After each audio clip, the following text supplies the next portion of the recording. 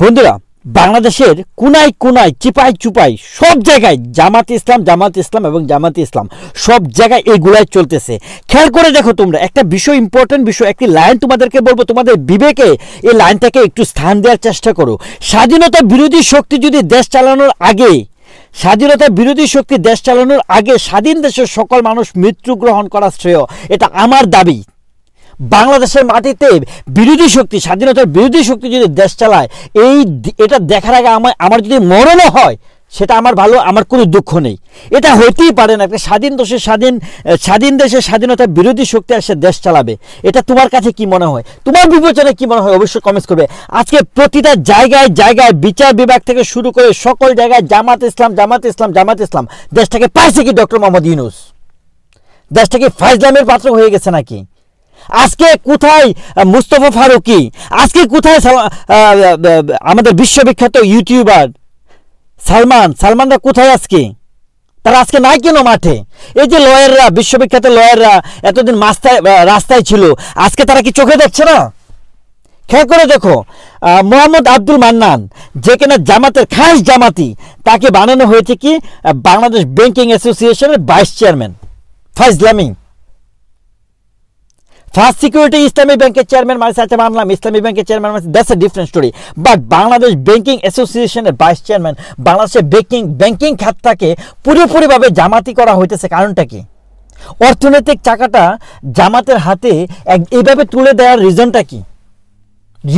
আমাকে একটু বুঝান আপনারা। এখন তারা একটি নাটক করতেছে, সে নাটকের নাম হচ্ছে বিএনপিকে কালার করতেছে সমন্বয়কারী দিয়ে, যে বিএনপিতে এখন চুরি ডাকাতি বাটপারি লুটতরাজ সবকিছু করতেছে। কিন্তু সবচেয়ে বড় চুরি ডাকাতি যারা করতেছে এখন হচ্ছে এই যে মনে করেন যে জামাত ইসলাম ছাত্র শিবির, ওরা বাংলাদেশের পুরা যে আপনার সিস্টেমটাকে হাতে নিয়ে নিছে।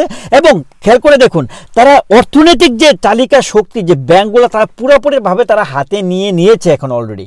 আর এতে করে কি হচ্ছে, তাদের কাছে বাংলাদেশের যে যত অর্থ সকল কিছু এখন তারা কিন্তু একটা সিস্টেমেটিক ওয়েতে কিন্তু এখন দেখা যাবে যে টেকনিক্যালি ওই যে আওয়ামী লীগের পিছনে লাগাই দিবে যে না তারা চুরি করেছে, এই করেছে, সে করেছে, বলে হাজার হাজার লক্ষ লক্ষ কোটি টাকা দেখা যাবে যে তারা সিস্টেমেটিক ওয়েতে তারা দেখা যাবে যে সন্ত্রাসী কাজে একটা ইনভেস্টমেন্ট করে ফেলবে।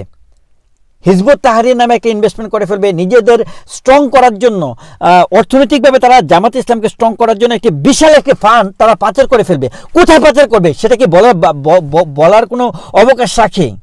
এরকম অনেক দেশ আছে যারা কিনা এরকম সংগঠনগুলোকে ফান্ড করবে ভবিষ্যতে, বা ফান্ডিং করে থাকে। তো ওইসব কান্ট্রিতে রাখবে ওরা, বাংলাদেশের টাকা চুরি করে ওখানে রাখবে। সমস্যা কি? ডক্টর মোহাম্মদ ইউনূস তো হাতের পুতুল, সে তো একটা খেলনা, অটিস্টিক যেমন হয় না, একদম autistic. Doctor Mohammad Yunus completely একটা অটিস্টিক একটা আচরণ করছে এখানে। সে সকল কিছু বুঝার পরে চুপ আছে কেন?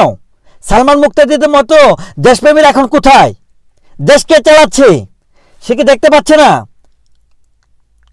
এত জ্ঞানী ব্যক্তিরা কিছুদিন আগে আসলে জ্ঞান দিয়েছেন, এখন তারা দেখতে পাচ্ছে না দেশটা কে চালাচ্ছে? ফাইজলামের একটা সীমা থাকা দরকার। আমরা যদি এই দায়িত্বটা না নিতে পারি, এই যে স্বাধীনতা বিরোধী শক্তি যেভাবে আসলে বাংলাদেশের অর্থনীতিটাকে তারা কন্ট্রোল করছে, ব্যাংকিং সেক্টরকে কন্ট্রোল করছে, তারা তো বাংলাদেশটাকে একদম কি বলবো, যে এটা আসলে কখনোই গ্রহণযোগ্যতা আমার কাছে নেই। এবং আমি আশা করবি বাংলাদেশের কোনো মানুষ, বিবেকবান মানুষ, এই যে স্বাধীনতা বিরোধী শক্তি দেশ চালাবে সেটা মানবে। আমার কাছে মনে হয় না। আপনাদের কমেন্টস আমি জানতে চাচ্ছি, আপনারা কি চান? আপনারা কি চান স্বাধীনতার বিরোধী শক্তি বাংলাদেশকে চালাবে? কমেন্টস করে জানাবেন। Thank you so much.